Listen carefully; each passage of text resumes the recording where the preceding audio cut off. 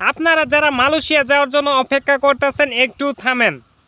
কিন্তু এখন সবচেয়ে বড় প্রশ্ন হলো আসলে কবে থেকে কর্মী নেওয়া শুরু করবে এবং কারা প্রথমে যেতে পারবে। যারা নতুন করে মালয়েশিয়াতে যেতে চান তারা কি করবেন। আজকের এই ভিডিওতে আমি বলবো বর্তমানে মালয়েশিয়া শ্রম বাজারের অবস্থা এবং কিভাবে আবেদন করবেন, আবেদন করার আগে কি জানতে হবে এ টু জেড আজকের এই ভিডিওর মাঝে তোমাদেরকে বলে দেব। তাই ভিডিওটি স্কিপ না করে ভিডিওটা কন্টিনিউ দেখো। এবং হ্যালো গাইস, আসসালামু আলাইকুম, welcome back to new video. আশা করি সকলেই তোমরা ভালো আছো, দেন আমি অনেক ভালো আছি। তো আপনারা যারা বিশেষ করে মালয়েশিয়াতে যেতে চাচ্ছেন তাদের জন্য ভিডিওটা খুবই গুরুত্বপূর্ণ এবং ইম্পর্টেন্ট, তাই স্কিপ না করে ভিডিওটা সম্পূর্ণ দেখার অনুরোধ রইল। 4 আগস্ট বাংলাদেশের সরকারের তথ্য উপদেষ্টা জানিয়েছেন আগস্টের শেষ সপ্তাহে বাংলাদেশি কর্মীদের জন্য মালয়েশিয়ার শ্রমবাজার খোলার কথা রয়েছে। অর্থাৎ এখন এই বিষয়টা শুধু খুলবে কি খুলবে না এ পর্যায়ে নেই। দুই দেশের মধ্যে শ্রমবাজার পুনরায় চালুর বিষয়ে সমঝোতা রয়েছে, প্রক্রিয়াটি এগিয়ে নেওয়ার কথা বলা হয়েছে। কিন্তু গাইস, একটা বিষয় খুব ভালোভাবে বুঝবেন, শ্রমবাজার খোলার কথা মানে যে আজ থেকে ভিসার আবেদন করতে পারবেন এমনটা কিন্তু নয়।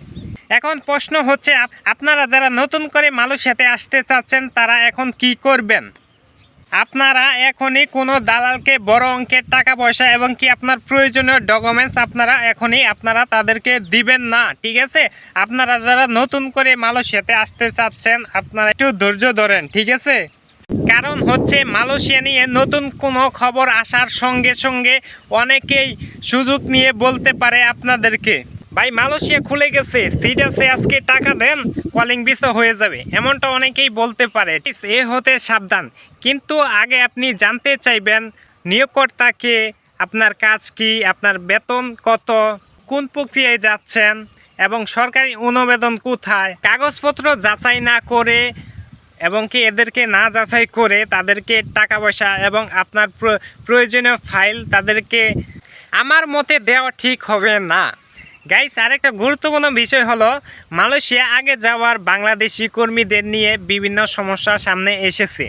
সর্বশেষ একটি প্রতিবেদনে মালয়েশিয়ার পাহাং এলাকায় বাংলাদেশি কর্মীদের বেতন বকেয়া নিয়ে অভিযোগ এসেছে। অর্থাৎ শুধু বিদেশে যাওয়া নয়, যাওয়ার পর চাকরি ও বেতন এবং নিয়োগকর্তার বৈধতা খুবই গুরুত্বপূর্ণ। তাই নতুন করে মালয়েশিয়া খুললে টাকা লাগবে, শুধু এটা আপনারা দেখবেন না। যে বিষয়টা আপনারা দেখবেন কাজটা আসল কি না, বেতন ঠিক আছে কিনা, থাকা খাওয়া ব্যবস্থা কি এবং নিয়োগকর্তা বৈধ কিনা, এগুলো সব সময় দেখে শুনে তারপরে বিদেশের বাড়িতে পাড়ি জমাবেন। কম খরচে যাওয়ার নামে গিয়ে যদি বিপদে পড়েন গিয়ে এবং বেতন যদি না পান তাহলে লাভের চেয়ে আপনি বড় সমস্যার সম্মুখীন হবেন। গাইস, এখন সবচেয়ে গুরুত্বপূর্ণ বিষয়ে আসি। বর্তমানে সরকারি বক্তব্য অনুযায়ী লক্ষ্য হচ্ছে আগস্টের শেষ সপ্তাহে পুনরায় শ্রমবাজার চালু করা। দালালের কথায় নয়, সরকারি নিয়ম ও যাচাই করা তথ্যের উপর বিশ্বাস করুন।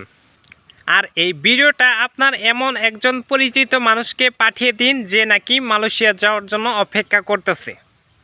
আর মালয়েশিয়াতে নতুন কোনো আপডেট আসলে আমি আপনাদেরকে জানিয়ে দেবো। তো গাইস, ভিডিওটি ভালো লাগলে ফটাফট লাইক কমেন্ট শেয়ার করে দেবো। আর এরকম ধরনের নিত্য নতুন আপডেট পেতে চ্যানেলটিকে এখনই সাবস্ক্রাইব করে রেখে দেবো। দেন আবারও দেখা হচ্ছে নতুন কোনো আপডেট ভিডিওতে। আল্লাহ হাফেজ।